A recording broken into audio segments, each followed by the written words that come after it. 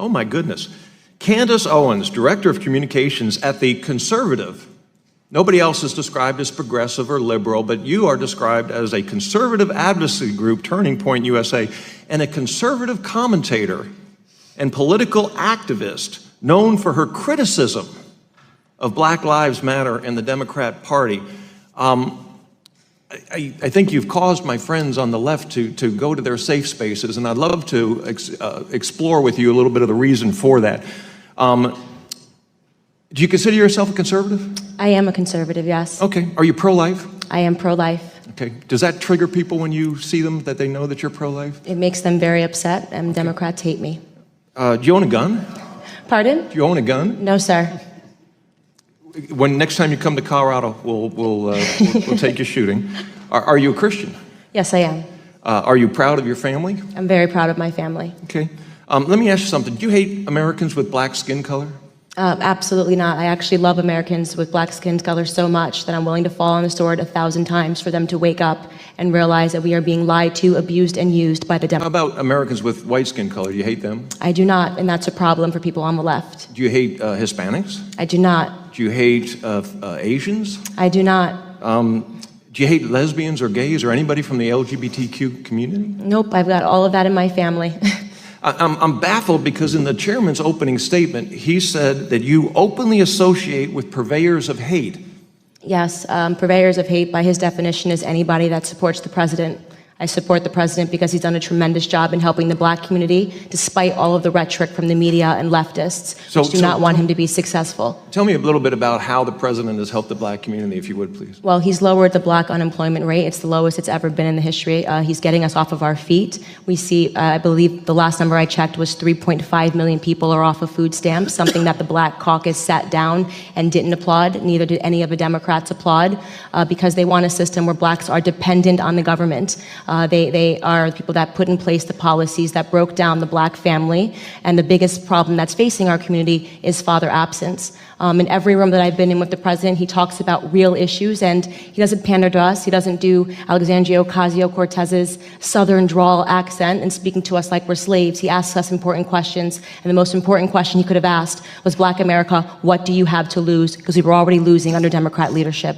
Do you believe that you openly associate with purveyors of hate? I absolutely do not. I have no tolerance for hate whatsoever. Do you believe that college campuses should be open discussions, or there should be open discussions on college campuses for various issues? I absolutely do. You know, I do a campus tour tonight. I'm flying up to the University of Connecticut to continue that, and we are being met with aggressive leftist groups. 3 Antifa chapters have declared they're going to try to shut it down, and we face this violence every day on the left, and nobody ever wants to talk about it. And I guess what I was going to ask you, you went on to explain it before I got a chance to, but have you ever been disinvited from speech opportunities at college campuses because of your conservative views? All the time. Is that a form of hatred, do you think? Of course it is, and we're not talking enough about political hatred in this country. We're not talking enough about conservative activists being attacked, like myself. We had a student whose dorm was set on fire for being a member of the Turning Point chapter, and all we preach is for free markets and capitalism as a means to lift the most people out of poverty. That is my belief, and of course, my main thesis is that black people do not have to be Democrats, and we are not owned by the left, and I understand that causes some people trouble. So, as a conservative, you've attended many conservative events and visited with many conservatives. And I am not denying for a moment that there are white supremacists and we should condemn white supremacists, that there are Nazis and we should condemn Nazis, that there are hateful groups all across the political spectrum and we should condemn those. But in your interactions with conservatives, have you seen hateful speech, bigotry, race among the conservatives that you've associated with? I speak in front of conservatives probably 3 times a week. I jump on a stage and I say everything pro-black, and they are so supportive and they applaud. All they want is for black Americans to realize that they are Americans first and foremost. Conservatives are patriots. The president is a patriot and I'm a patriot, and there is no skin color in patriotism. Man, just take a breath for a second. Did you guys see the look on their faces? That was pure, unadulterated panic. Let's break down what we just watched, because there is so much to unpack here.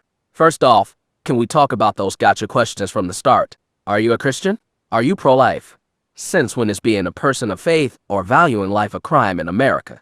Ken Buck and the rest of them were trying to box her in with labels because they couldn't handle her arguments. They wanted to make her look extreme because she doesn't fit their narrow-minded view of how a black woman should act or think.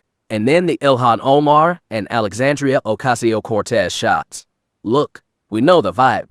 They sit there with that smug look, waiting to play the hate speech card the second someone disagrees with them. But Candace Owens turned the tables beautifully. When she talked about the purveyors of hate, she pointed the finger right back at the people who use identity politics to keep us divided. The part that really stood out, and I hope you caught this, was when she brought up the actual numbers. Donald Trump's record on black unemployment and food stamps. Did you see the room go silent? The Democrats claim to be the champions of the black community, but when the numbers show that someone else delivered results, they can't even bring themselves to clap. That's how you know in this framing, it's not about people for them, it's about power. They'd rather see the community struggle under their influence than succeed under someone else's leadership. And let's talk about the tolerance of the left. Candace brings up Antifa. She talks about being threatened on campus and disinvited from events. Where is the protection for her? Where is the outrage from feminists or civil rights activists? Silence. Because if you're conservative, critics argue the so-called tolerant left treats you as fair game for harassment. That final line, though there is no skin color in patriotism. Boom. Mic drop. That is exactly what they're afraid of. They need people to see color first and country second. That's the argument being made, because it keeps the victim narrative alive. Candace Owens challenged that idea in under 10 minutes. And moments like that are why these debates get so much attention.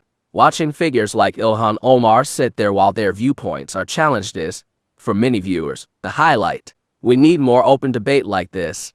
More people willing to stand up and say, I'm not your victim, and I'm not your voter just because of my skin color. What did you think? Did that moment hit as hard for you? Drop a comment below with Patriot Strong if you're standing with Candace. Don't forget to smash that like button and subscribe, because we're going to keep breaking down moments like this every single day. Stay bold, stay loud, and I'll catch you in the next one.